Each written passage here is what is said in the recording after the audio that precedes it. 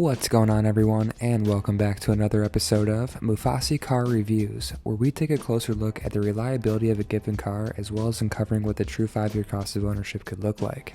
Today, the car that we will be looking at is the 2014 to 2018 third generation Chevrolet Silverado 1500. So, after researching for a few hours online, I found 10 notable problems that the average consumer had faced. And make sure to watch all the way through because there's going to be some expensive repairs that you're going to want to know about. Alright, let's get right into it. Number 1 is the interior quality. Throughout the reviews, many people mentioned how their interior lacked longevity. They said that nearly everything scratches easily, making the car age rather quickly. For the people that have leather seats, they said that it cracks and rips far too soon. Consumers reported that in the winter months, a cold draft can be felt coming from under the center console, and that the colder temperatures also make the doors rattle excessively.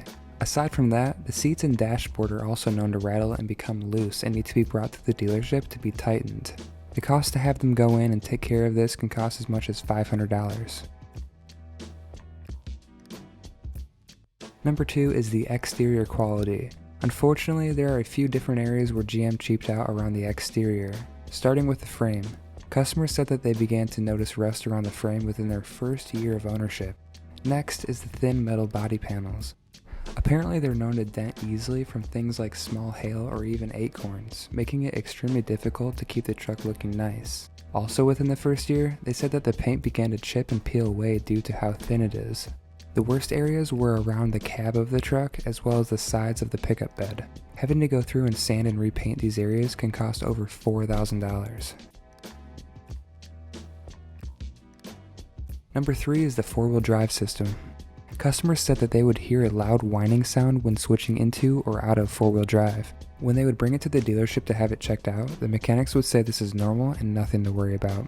But within just a few years, many customers began consistently hearing loud clunking and howling sounds coming from their rear. As it turns out, switching drive modes was grinding down on the rear differential due to a poor design, and if you left it in auto 4-wheel drive mode, it would grind down the rear differential at an even faster rate. When customers replaced the rear differential, they reported that within a short period of time, they began hearing the early stage whining noise again because GM never invested in creating a new system. When it's time to replace the rear differential, it costs about $3,500. Number 4 is the electrical problems. There are a number of various electrical problems that this car has, starting with the parking and towing sensors. Apparently they're known to begin malfunctioning followed by dying shortly after and needing replacement. It's not unheard of to have to go into the dealership to replace your ECM computer module several times within just a few years. Other common problems include the door lock actuators not working, which could leave you locked out of your car. And the last electrical problem worth mentioning is the infotainment system. Over time, the system begins to crash every few minutes while you're driving, and it will need to be replaced for about $2,000. Number 5 is the annoying vibrations. If you know someone that has owned this truck, the odds are you've heard them complain about the annoying vibrations that they've experienced. Every single person that posted a review of this truck talked about how bad the body vibrations were. They said that it usually happens when you're accelerating from a stop or even while cruising down the highway at speeds between 65 and 80. Chevrolet tried to fix this problem many times by replacing parts like the rear axle, the drive shaft, tires, and rims without any luck. People say that they can feel the vibration in the steering wheel, seats, center console, and on the floor. One person said that it's so bad in their vehicle that it slightly impairs their vision. Number 6 is the air conditioning. This is a fairly common flaw amongst large GM vehicles from this time period. The AC compressor along with the AC condenser tend to fail prematurely and as early as every 4 months from the last replacement. There seems to be a problem that the Silverado has that the other GM vehicles don't, and that's that it tends to leak from various valves and also has a faulty discharge hose and needs to be repaired consistently. To go through and fix these various problems, you can expect to pay about $1,500. Number 7 is the battery problems. According to consumers, there are several problems with the 12-volt battery system in this Silverado. First, it drains and loses power because of various loose grounds that begin to pop up around the car over time, the taillights being one of them.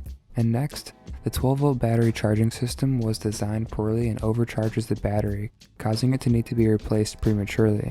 One customer said that they were changing out their battery every couple months for $325 each time. Number 8 is the transmission. One of the more costly repairs for this Silverado generation is the transmission.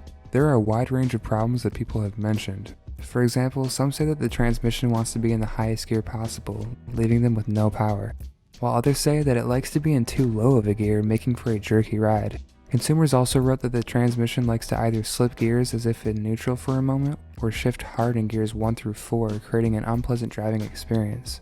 Another common problem is how the car lunges forward aggressively whenever you put it into gear. You can expect to have to replace the transmission as soon as every 25 to 40,000 miles for an average cost of around $6,000.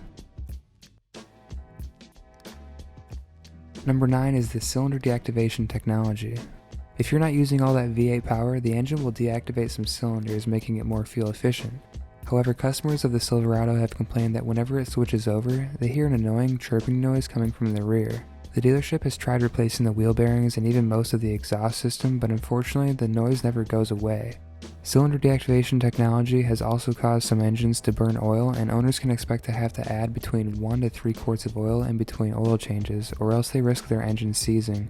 If your engine does seize and needs to be replaced, it could cost you over $10,000. Number 10 is the engine problems.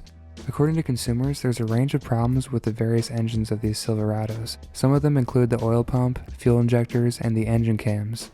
Also, on the 4.3-liter engine, the valve oil lifters have been known to go bad, causing your oil pressure to randomly spike, followed by it dropping as low as 10 psi. Another problem has to do with the cylinder coils. One customer said that they had to replace theirs 3 times within the course of their ownership. Lastly, on the 5.3-liter engine, the active fuel lifters become stuck and the push rods begin to bend, which requires a partial engine rebuild as early as every 40,000 miles, which will set you back over $5,000. However, some say that they have needed a completely new engine, costing them over $10,000. Alright, and there you have it. Those are the top 10 problems with the 2014 to 2018 Chevrolet Silverado 1500. But before we go, let's take an extra second to see what the true 5-year cost of ownership could look like. Let's say that each of those problems occurred one time during the 5-year time span. That totals out to be nearly $28,000. Hopefully this information helps you better decide whether or not this car is the right investment for you. Make sure to subscribe and turn on that notification bell. Thanks for watching.